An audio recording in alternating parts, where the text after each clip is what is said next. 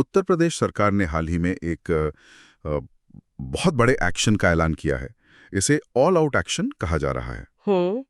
ये राज्य में जो अवैध रूप से रह रहे प्रवासी हैं, उनके खिलाफ है। बिल्कुल, और ये कोई छोटी मोटी कार्रवाई नहीं लग रही। नहीं, जो जानकारी हमारे पास है वो बताती है कि ये पूरे राज्य में चलाया जाने वाला एक अभियान है। तो चलिए समझते हैं कि ये ऑल आउट एक्शन असल में है क्या और इसके पीछे की सोच क्या है। हाँ, क्योंकि इसके कई अलग अलग हिस्से हैं। ऐसा लगता है कि इसे बहुत ही एक संगठित तरीके से प्लान किया गया है। सरकार का कहना है कि इसका मकसद राष्ट्रीय सुरक्षा और कानून व्यवस्था को मजबूत करना है। ऑल आउट एक्शन, ये सुनने में बहुत बड़ा लगता है। जमीन पर इसका क्या मतलब है? यह अभियान असल में चल कैसे रहा है? तो देखिए, इसकी रणनीति के दो मुख्य पहलू हैं। अच्छा। पहला है जमीनी स्तर पर पहचान। इसका मतलब है कि पुलिस और प्रशासन की टीमें खासकर लखनऊ जैसे बड़े शहरों की झुग्गियों और बस्तियों में जा रही हैं, जहां मतलब प्रवासी मजदूर ज्यादा रहते हैं। बिल्कुल।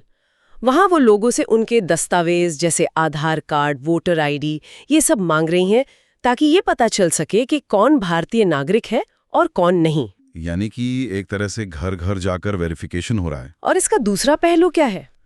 दूसरा पहलू वो और भी ज्यादा कह सकते हैं महत्वाकांक्षी लगता है।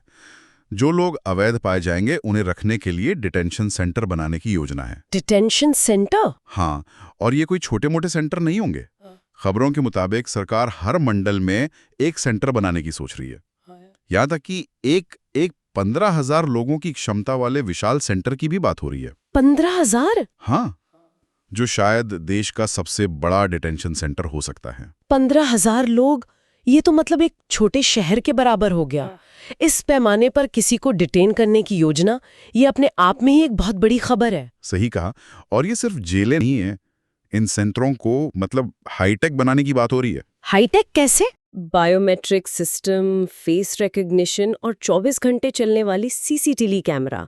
मतलब सरकार एक ऐसा स्थायी डिजिटल रिकॉर्ड बना रही है जिससे इन लोगों का दोबारा देश में आना या कहीं और बसना लगभग नामुमकिन हो जाएगा। तो ये सिर्फ रखने की बात नहीं है, ये ट्रैक करने की तकनीक भी है। बिल्कुल। ठीक है, तो एक तरफ जमीन पर पहचान और दूसरी तरफ ये हाईटेक डिटेंशन सेंटर। लेकिन सरकार इतने बड़े पैमाने पर इस कार्रवाई को सही कैसे ठहरा रही है? इसका कोई कानूनी आधार भी तो बताया जा रहा होगा। हाँ, इसके लिए सरकार ने जनता से सीधे संवाद करने की कोशिश की है। मुख्यमंत्री योगी आदित्यनाथ ने खुला पत्र जारी किया है जिसमें लोगों से सहयोग मांगा गया है। अच्छा। उन्होंने कहा है कि भाई किसी को भी काम पर रखने से पहले उसकी पहचान जरूर जांच लें। उन्होंने सुप्रीम कोर्ट की एक पुरानी टिप्पणी का भी जिक्र किया कि घुसपैठियों के लिए लाल कालीन नहीं बिछाया जा सकता। तो इसे एक तरह से जन सहयोग से जोड़ा जा रहा है।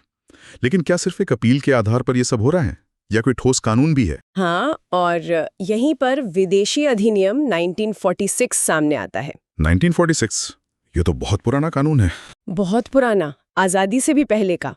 और ये कानून सरकार को किसी भी विदेशी नागरिक को देश से बाहर निकालने के, आप कह सकते हैं, लगभग असीमित अधिकार देता है। अच्छा। इसका मतलब है कि इस पूरी कार्रवाई को कानूनी रूप से चुनौती देना बहुत मुश्किल हो सकता है।